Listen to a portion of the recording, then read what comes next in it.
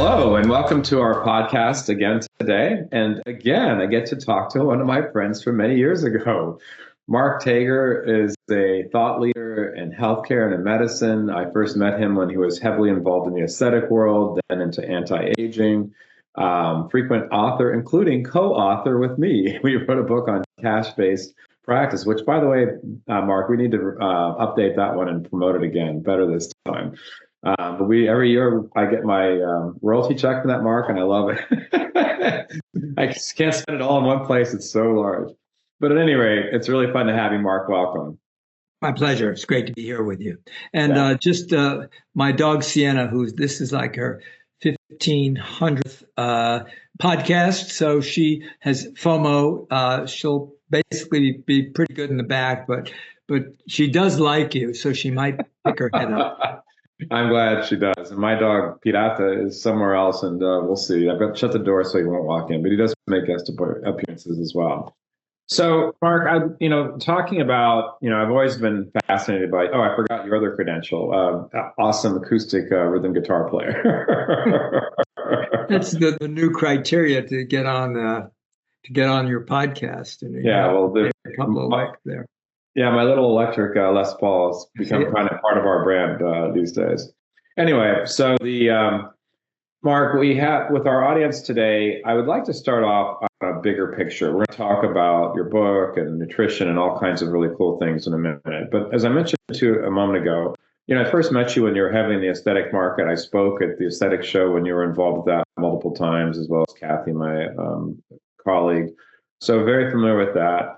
And then over time, you became more, sort of anti-aging and very involved with like A4M. And today, I think we would define this as functional medicine. So I'd like you to define, it's funny, I took a moment here just to kind of review allopathic versus integrative versus functional medicine. But I'd love to have your input on, how do you think these things are? And maybe just a quick sort of, continuum of how these things are evolving over time, because you and I have to think it forward and like to take a step back just for a moment. Sure. We met in 2000 when wow. I was the chief marketing officer for the Fraxel laser, bringing that technology to practitioners around the world. But for the first half of my career, I actually was involved in integrative, functional, preventive medicine. I started out in the Pacific Northwest, and I set up the first wellness prevention center in the Northwest. I saw patients for an hour at a time. I had other practitioners. We had classes and workshops. I taught Monday night yoga. And all of that was the first part of my career. So I like to describe myself essentially as a recovering family practitioner who is essentially has a split personality disorder. So half of my life has been in integrative functional medicine, and half of it has been in aesthetics. And when I went to work for Kaiser Permanente, I directed health promotion for them in the Northwest region. I had the best boss in the world, Marv Goldberg. I said, "What's my job?" He said, "Mark, it's very simple. When anyone in the Pacific Northwest says the word wellness, the next words out of their mouth have to be, oh, you mean Kaiser Permanente." So you've essentially, Stewart, brought up some terms, and we've got integrative, whole person, holistic, functional, anti-aging, longevity. And they each are flavors in a stew. And they differ somewhat. So I personally like the terms integrative and functional medicine. Functional medicine is driven by the Institute for Functional Medicine. It has a really well-defined process and curriculum of identifying root cause, emphasizing lifestyle, looking at some of the newer tests that are available. So that's one paradigm, functional medicine. There's also integrative health, which is very similar. It tends to lean a little bit more to body-mind, spirit. There's whole person care, whole person health. My very first book in 1979 what's called whole person healthcare. So that's an emerging term, and you're seeing that championed these days by a company called FullScript. So this is terminology, and when I think a little bit about aesthetics, and again, this is my split personality. Aesthetics is something that you do to a patient. A colonoscopy is something you do to a patient.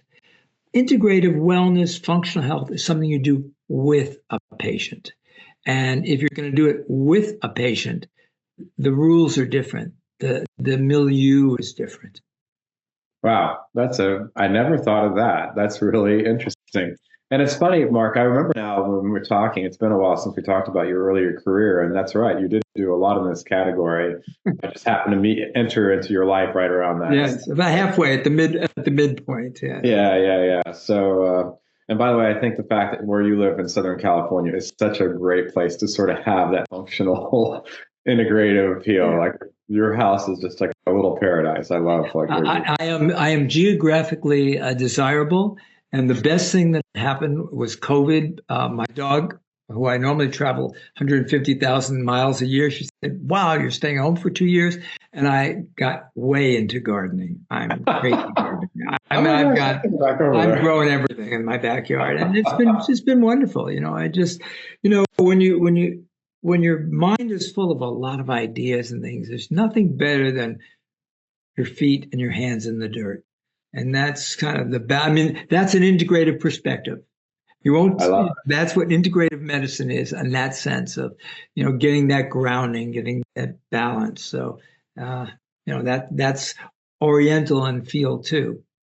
Yeah, so it's so interesting. Yesterday, my wife and I spent the day, because I'm always working, Mark, these days, since running our company, our agency. And so yesterday, there were some big winds that took down our patio lights, and our backyard was full of pollen. It just needed some love. And I spent 4 hours out there. And it was, even though it was, tasky and not very fun, it was a little, I really enjoyed it. Like, I had to do something besides be in front of a computer to actually. Yeah, no, I get it. I spent the day in my garden yesterday. And, if you think about it, what is meditation? Meditation is when you and the act that you are doing are one. Time flies. You are totally present. You are right there with that activity. So I think that those of us with creative, fertile minds really need that outlet, that grounding. That's so important, and it's very meditative. The day went by, and 6 hours of gardening and working in the yard. It was lovely. It's awesome. So let's talk about, and it's really interesting, your comments on allopathic or integrative versus functional. And before the meeting or before our podcast today, I did take a quick look at Perplexity to see how, because they are very similar, the functional and integrative. And I've always thought of integrative as more sort of a combination of, because my experience with it when I was first introduced to it a couple decades ago was sort of, traditional medicine combined with some Oriental medicine, right? And different herbs and acupuncture, all those things. And I think that emphasis on the mind-body connection, whereas functional is more about disease prevention. But if you look at the Perplexity comments on allopathic, it talks about to treat symptoms and diseases using scientifically proven methods. Methods include pharmaceuticals, surgery, radiation. So it's just so different. It's very, very it's an incredible spectrum. I hate the word alternative medicine, and I would never describe myself, although I'm retired from practice now, as an alternative practitioner. But I do like the concept of complementary medicine, that we need the best of what Western medicine can provide for us. And we need to own up and each person to work on lifestyle. And then when you move beyond that, then there are these other things where you have herbs and you have mind-body techniques. But if you think about where the market is going right now, it is going much more towards the incorporation of personalization through advanced testing that we're able to bring into our practices in order to really highlight why you need something different from me and why I need something different from the next person based upon my diet, my lifestyle, my medical history. True. But what about my genetics? What about my microbiome? What about the functioning of my mitochondria and how they're doing? What about how I'm breaking down compounds and the metabolomics that are so critical? So there's a whole body of really neat, exciting science that we're layering on to basic lifestyle change, which is a given. And that's the base. But we have this ability to personalize care now and to be call it precision medicine, call it personalized medicine, call it precision or personalized nutrition. That's just part of it. That's where the real advances are. And if you think about it, you'll always have to be in a position of eye to eye with your patient, helping them identify their motivations, their why, to look for that teachable, wonderful moment. But what happens now with this personalization is you have a powerful tool to get attention. And people say, whoa, that's just not everybody's guidelines. That's my guideline because I have a SNP, a single nucleotide polymorphism, a genetic variant that says, wow, I need more vitamin D, or I need more zinc. Or my microbiome needs to be shifted in a certain direction. So all of this is exciting, and that's where the personalization comes in. So you're seeing that across the board, but you're seeing it skewed more towards the functional medicine side of things, where I think they really do a great job in looking at these LDTs, lab developed tests, that very often patient has to pay for them. But this is where we're moving to. And another example, a great example, is the coronary CT angiograms.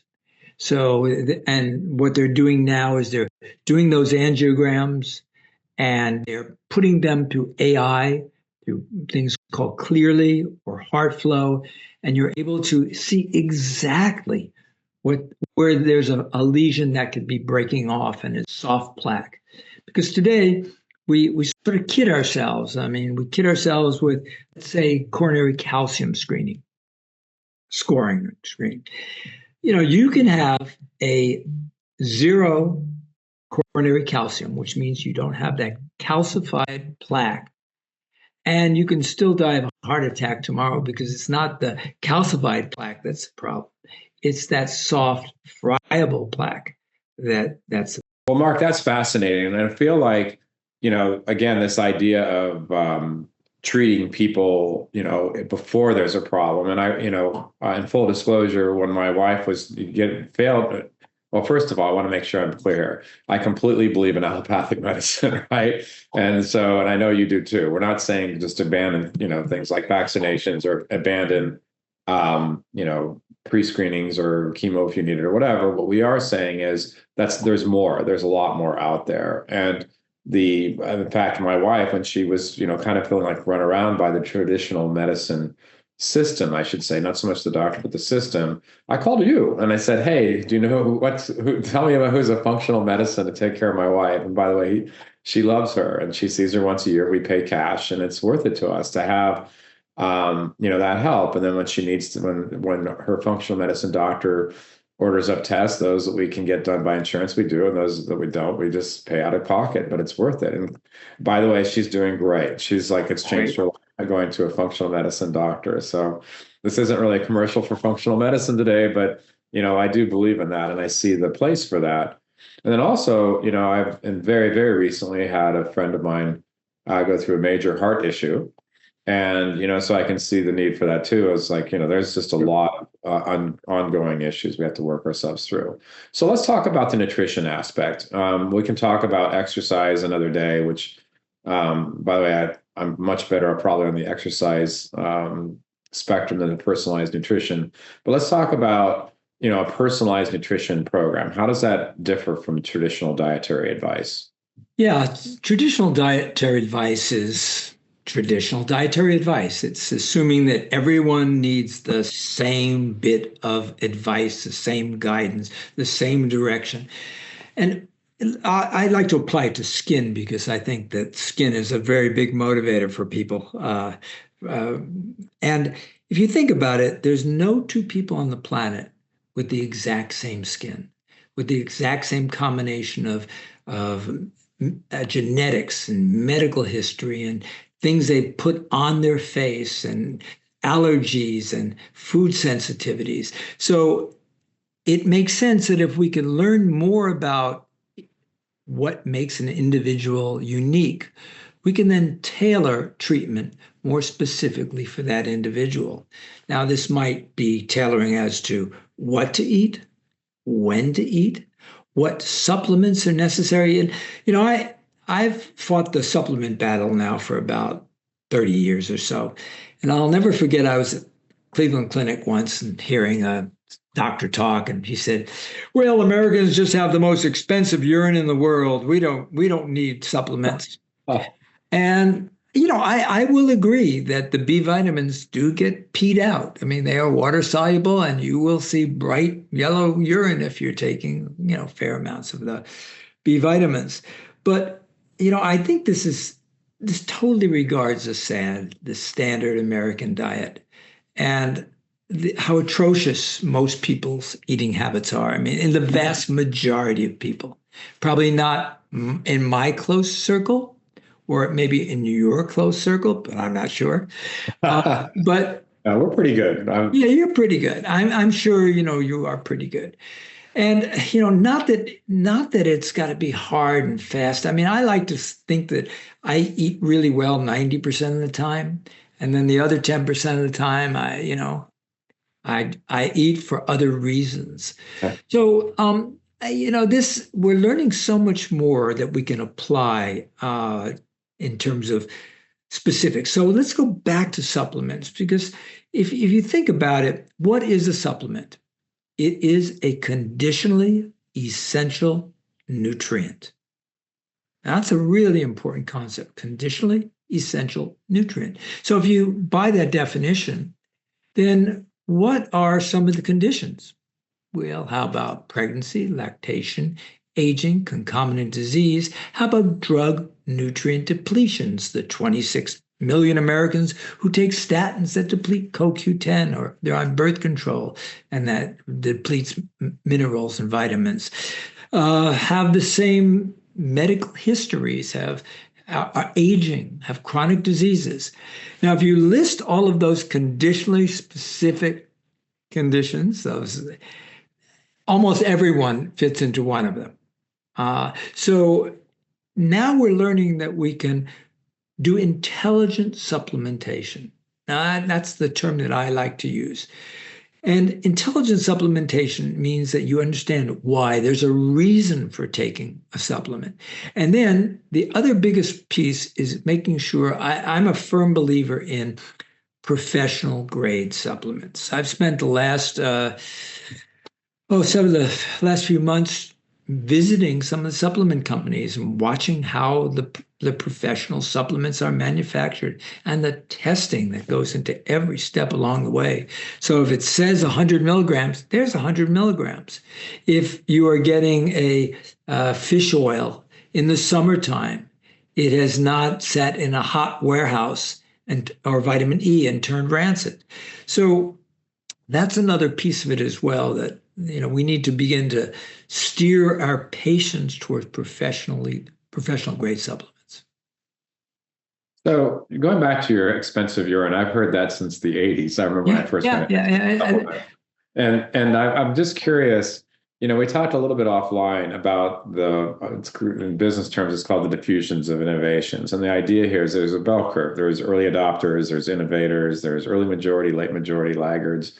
Where do you think healthcare is on that scale broadly? Or is this still pretty much, do you feel like you're still singing to people that aren't familiar with this? No, here's what what we are seeing is this incredible speed up in the rate of change. And if you think that what quality is in healthcare is meeting and exceeding the needs and the expectations of clients and customers and patients, then these patients now are much more savvy and much more in tune with nutrition and supplements. So we are starting to see that this is almost like a religion to some people. 75% of Americans take a vitamin supplement, vitamin mineral supplement every day. Half of folks are taking a fish oil or something else, a specialty supplement. So the speed with which we've gotten this information into the general public and the extent to which we're seeing the general public moving towards wellness, longevity, hormone balance, skin health and beauty, vitality. This is the new language that we're starting to see. Now, we had early adopters, but what's happening now is that we're starting to see this real groundswell. And we're seeing it in the practitioner space. I mean, last year, the A4M, their annual meeting, they had 7,500 physicians and practitioners. Wow. And we're seeing great uptick now. And now with this also comes the issues of Dr. Google and influencers who think, oh, you just need this fad diet, or you need this one supplement that's going to do everything for you. You need urolithin A, or you need NAD, or you need glutathione, and it's going to cure everything. Well, that's not really the case. We need to, going back to intelligent supplementation, we have to understand the why. And Mark, there's so much to unpack here. I think one is, first of all, going back to your comment about, with the patient versus to the patient. I love that. That's my favorite quote of the day. Number two, here's the thing, because, as you know, I've worked with healthcare professionals for decades now. And so I've worked with them one-on-one, not just, some marketing guy who's never actually talked to a doctor, right? I used to lead seminars around the nation, like you've done tons of speaking. And so I've talked to thousands and thousands of doctors over the years. And, but one of the things I think attitudinally, I think there's more of an openness today, clearly. But one thing that occurs to me, what you just said, is like, look, if you believe in this philosophically, great, and you embrace it. But if you don't, your patient will find somebody else. Like if you're not leading them, they're going to listen to that influencer. And if you don't think it's your job, that's a little scary too, right? So especially in primary care, which, by the way, I feel for primary care. It's an impossible job, right? Today in today's marketplace, it's just an impossible job. However, like I said, if there's a void, someone else will fill it, and that's not necessarily what you were hoping for. I don't know if you have any comments on that, but that's a real issue to me. Yeah, the challenge with allopathic medicine, the traditional healthcare, is you really just don't have time. And you don't have, and you're essentially limited pretty much to one symptom. You get your one symptom. If you got something else, we send you to another specialist. And that is, in fact, the challenge is we've got these silos of care.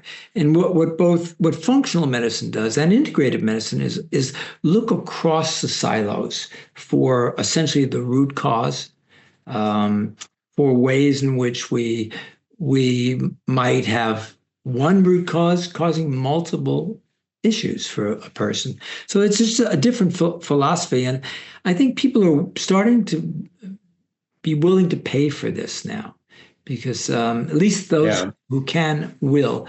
And, a lot of this is really based upon the establishment of a great patient-doctor, patient-practitioner relationship.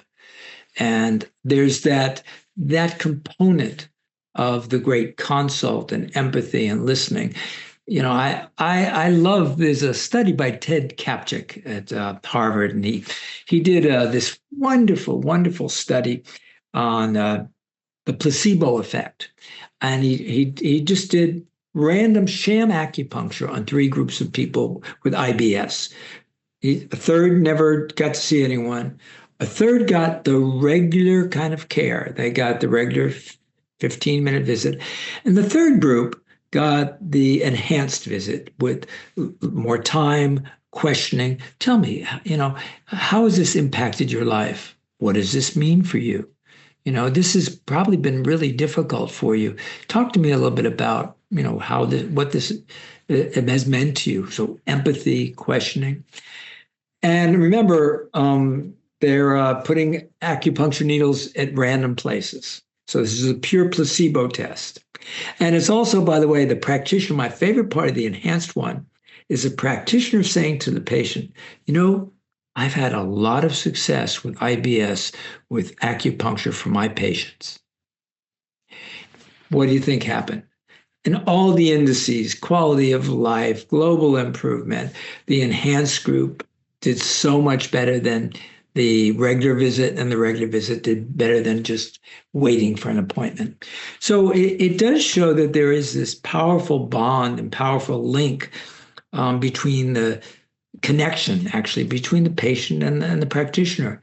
And the best docs, let patients finish their talk. They demonstrate empathy. They ask questions. They probe for deeper meaning.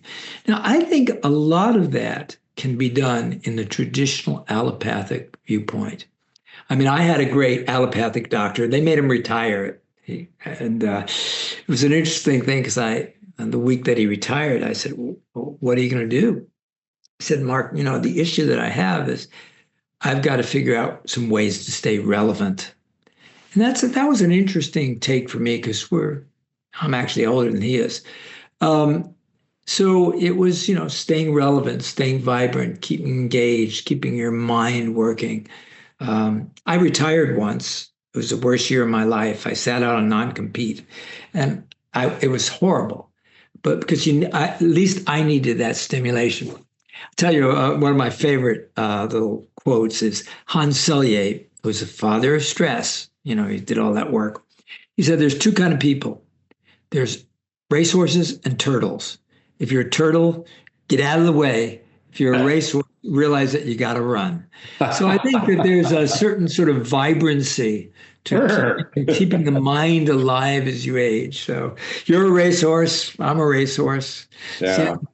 She's a turtle right there. There's just laying around. That's so funny. Being a CEO of an agency, I just don't know what I would do if I retired. I just, I could just see doing something else, but just sitting around doing nothing. And my wife said, no way, you just cannot do that.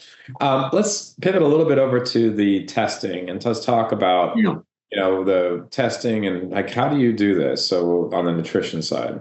Yeah. So, it starts with diet. Diet, and diet. There is a little mantra that goes, I cannot out-supplement your crappy diet. Oh my gosh, I love that. Another good quote for the day. So there's no way that I can just, give you supplements to take. So at some point, you've got to work with the patient with their diet. Now, before you even get there, there's a level of introspection that needs to happen. And this, in fact, is something you can do in a short visit. Tell me, a lot of my patients have noticed that their skin improves when their diet improves. Have you seen anything like that? Very often when people are under a lot of stress, they overeat. Has that ever happened to you? What does a typical day look like for you? Better yet, let's go back 24 hours. What do you have for breakfast, lunch, dinner? Great. Do you ever eat when you're under a lot of stress? Do you eat too much, drink too much, etc.? So I think there's a way to, and in the book, Feed Your Skin Right, I do talk about how we make these connections to get introspection, because we want to be able to, if we think about population health, if we can move awareness and use the power of that practitioner-patient moment, which hopefully can be a transformative moment, that can be really, really beneficial for everyone. So there's introspection, there's dietary analysis. Then there are basic labs that you can look at. You can look at CBC, minerals for zinc, for magnesium. You can look at it in both serum, but better yet, in red blood cells. you can learn a lot from just a traditional CBC and CMP. So you look for that, and then there are specialty tests you layer on top of that.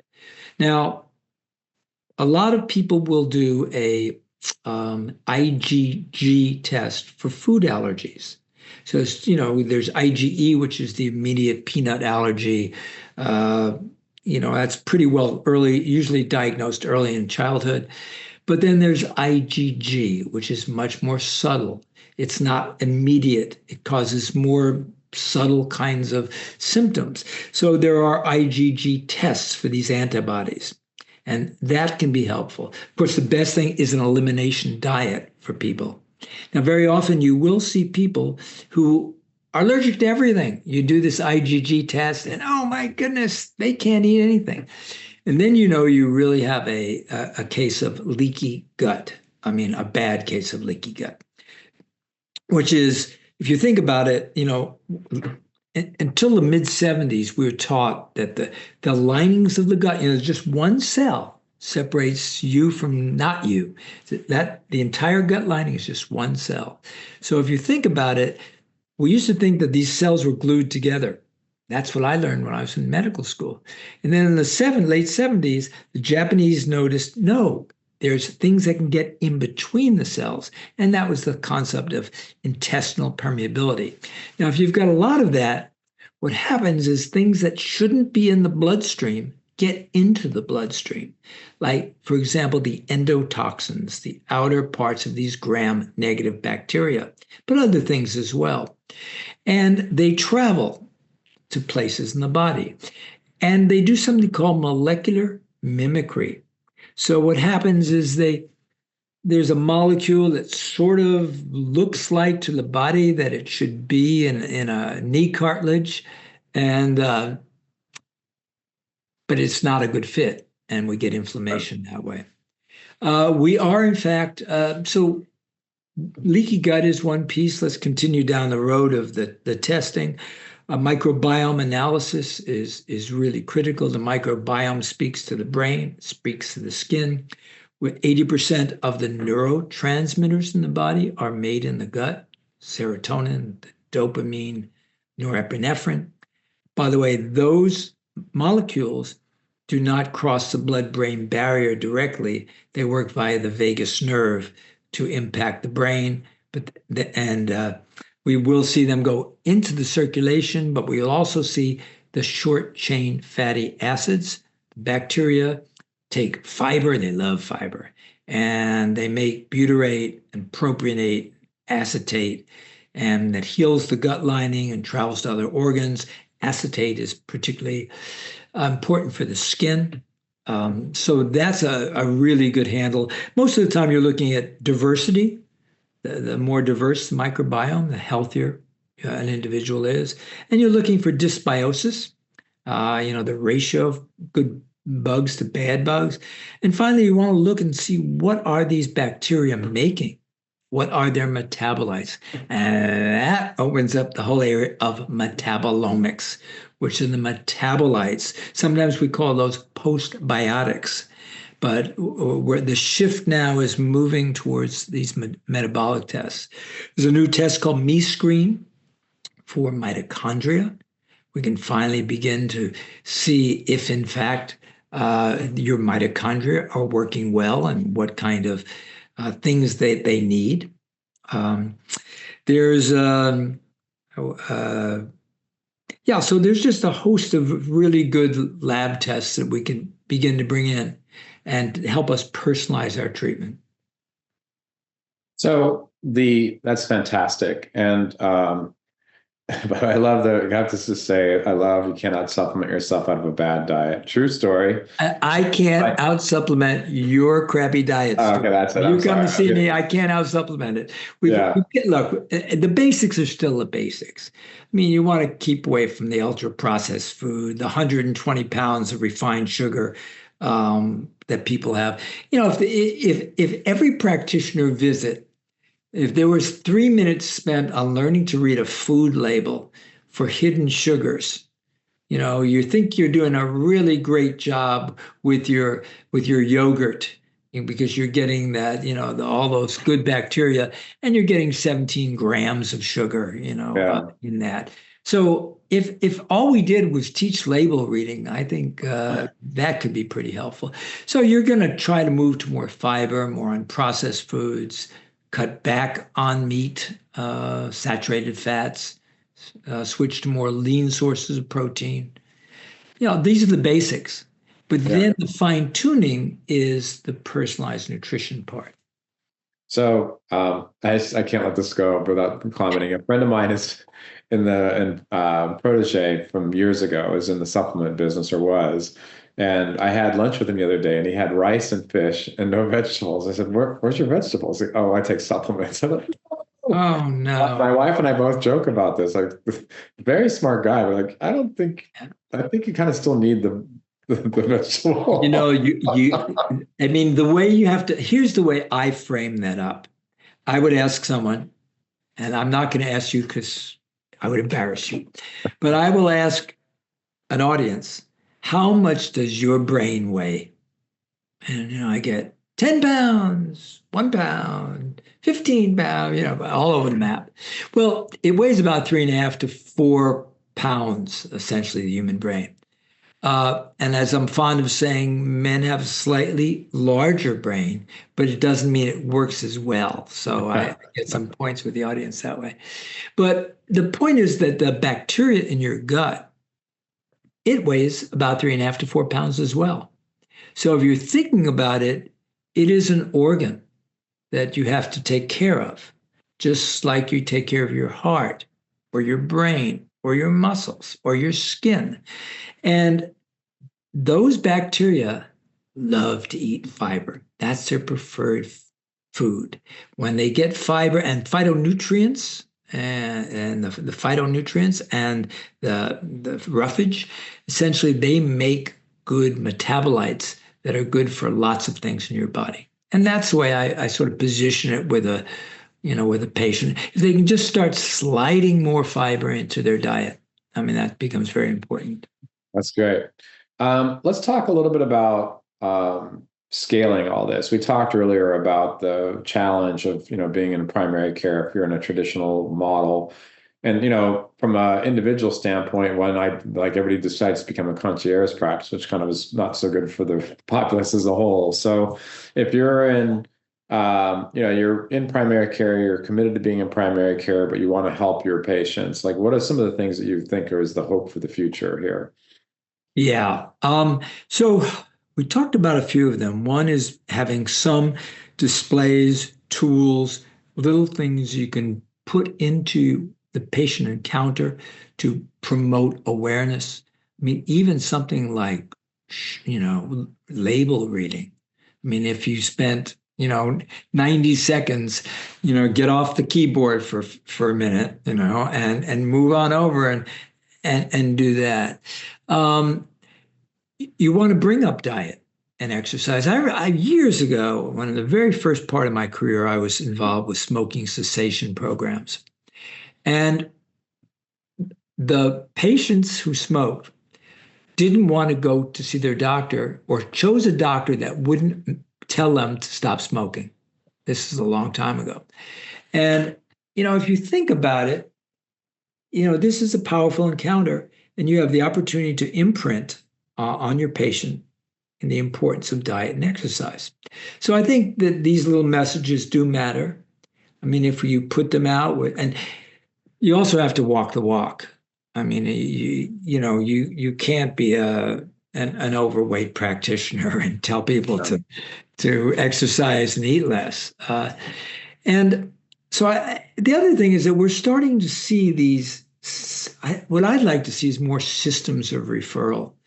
Now, the problem that occurs when you have a functional medicine or integrative medicine center within a traditional healthcare setting, yes, the patients love it, but if it gets measured against the same metrics of what is our revenue per square foot per people's time in this location, then it will never match the new MRI you're going to get. Okay, it's just not going to have the return. So you have to be able to have a vision of a functional medicine department that is more philanthropic. And usually, what I've seen, the ones that are doing well have gotten funding. They've gotten funding from OSHA. They've gotten funding at Hoag Hospital here. We have a wonderful functional medicine group, and it's because the donors, the people who believe in this, have contributed money for it and see this as part and parcel of the identity. So we're trying to make a brand linkage here as well. Now, what could you do as a practitioner? You should know some quality supplements. You should be able to recommend them. Perhaps you can get a discount code for your patient. You can have your own. You have to check with how you're employed, but you might have this in your pharmacy, and you're recommending certain supplements, key supplements in your pharmacy. You may just recommend it and ask the patient to go online. Maybe you give them a code so they get a discount on that. Or you can actually profit if your contracts allow you to do that. But what I do like is I like to see specialty practices, pain management, cardiovascular,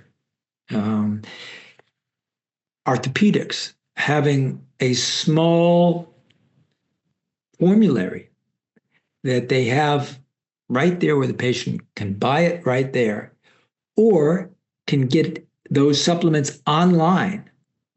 And that practice gets the revenue from it. So there's, for example, with FullScript, you can do that. Or some of the companies like Designs for Health that I work closely with, you can set up a practitioner account and you don't need a lot of inventory.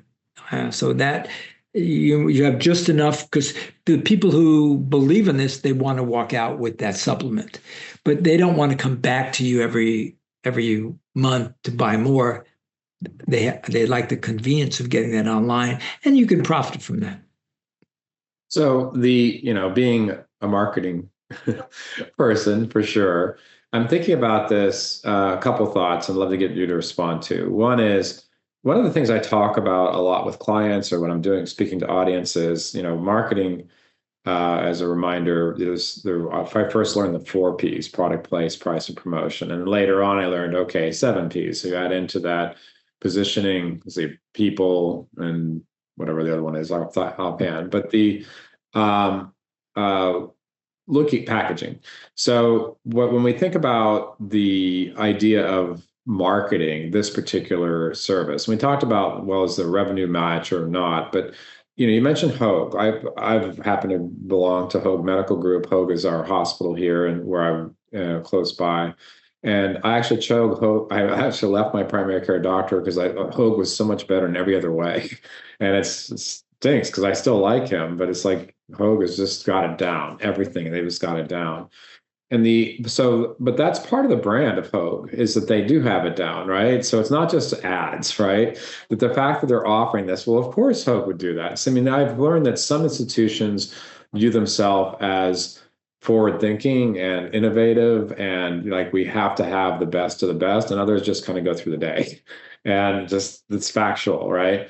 So, where are the marketing opportunities? Because to me, branding, if you think about an institution offering functional medicine, offering wellness, and of course, Kaiser's famous for that with their Thrive campaign. They're talking about wellness versus sick. So you have that on the branding standpoint, but even, on the smaller scale, which we don't work with too many individual doctors, but, they can still talk on social media and still offer these things to their patients. Like, give me some marketing.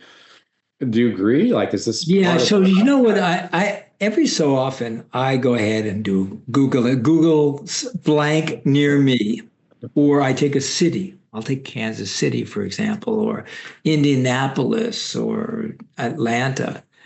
And I will go ahead and pull up integrative medicine, functional medicine, wellness medicine near me. And I will start looking at the verbiage. and the positioning. Now, I just recently did that for aesthetics, and it is moving. There's going to be a tsunami there, and if you read through this, is integrating inside out from outside in, beauty from within, building a stronger, more vital you, living long. I mean, all of this. There's an enormous amount of very rich verbiage that you can see on these sites with them saying, okay, we've got all of these offerings, and now these are our wellness offerings. So it's a both and. It's not an either or. It's a both and for many practices. At least it is in aesthetics plus integrative functional medicine, orthopedics plus regenerative medicine. So you're looking for these synergies, and then that determines what the verbiage is and how it resonates with your patients.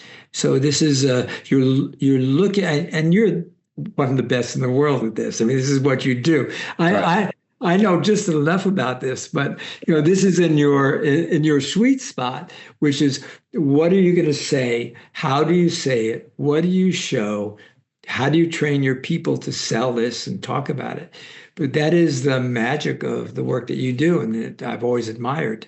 Yeah, thank you. Well, it's funny because I see opportunities everywhere, and I've worked on trying to be healthy and diet and nutrition, and been certainly working out my whole life. And there's benefits that I get now as a result of that, right? That not everybody has. So I think that when we look at going forward with the audience out there, like, how do we get that word out? Like, I look at myself as part of the healthcare team. How do we get people to take care of themselves better? How do we get them to eat better? How do we get them to exercise?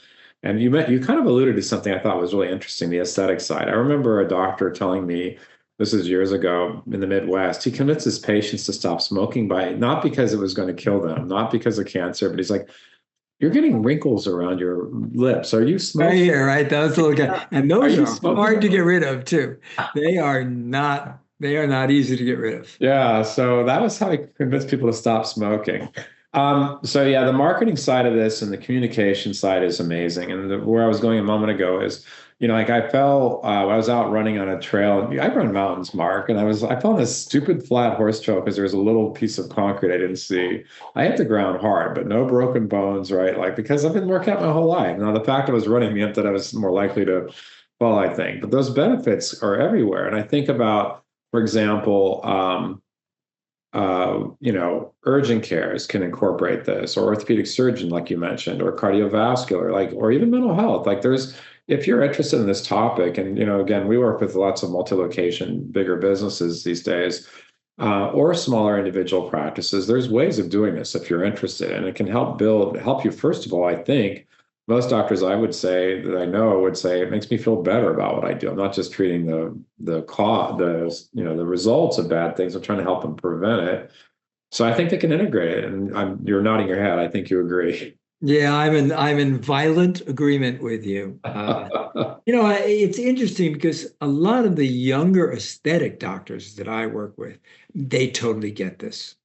But there's the older plastic surgeons who are doing fine, that don't want to make any changes, that are not particularly hungry, don't really buy into this. But the younger docs now coming out they're very attuned to this right now. I'm seeing that shift taking place. So down the road from you is Felice Gersh. Felice Gersh is a highly regarded functional OBGYN. She's one of the world's experts in PCOS. And we had lunch not terribly long ago, and we talked about dinosaurs. Now, when I say dinosaurs, what do I mean? We were both taught when we were in our training that if you asked the dermatologist and you said, does diet have anything to do with acne? They said, no, it doesn't have a thing to do with acne. Wow. Now, there are, and I can give you the research that shows that that's absolutely, positively wrong. Acne is that perfect storm of hormones and low zinc meeting high sugar and high fat and a lot of dairy. I mean, there's a perfect storm. And there are still some of those dinosaurs, but fortunately, they're dying off. And we're beginning to see this paradigm shift, particularly on some of the younger, healthy, fit, vibrant practitioners who go into practice, who want to make a difference, who who believe in this personally and professionally. So last question, your new book is Speed Your Skin Right, and I'm assuming it's more written for the consumer, but like, how can we integrate this as a practitioner? Well, I've got two things. This is my. By the way, I need a copy of that. You haven't sent one to me. Well, I have a new book coming out actually in June. I've got a book called Integrative Aesthetics, and that's the how to do it part. Awesome. And I steal very liberally from our work together because it was so formative. And I didn't quote you, and you're in there. You're in my new book. I mean, every book I write has a little homage to. So, but this is actually this is a book that's written for the smart consumer and the relatively smart practitioner. I mean, so. And it's a good book. It covers the waterfront of what you need to know. But increasingly, we're starting to look at how you do it. So I've got a 10-hour course I produced called Inside Skin Beauty. And that's, gets everybody in the practice on the same page. I think that's really important. I mean, it's one thing for the practitioner, but it's got to be the front desk and the PA and the RN and the MA. They've all got to get behind this. So I think that's pretty important as well.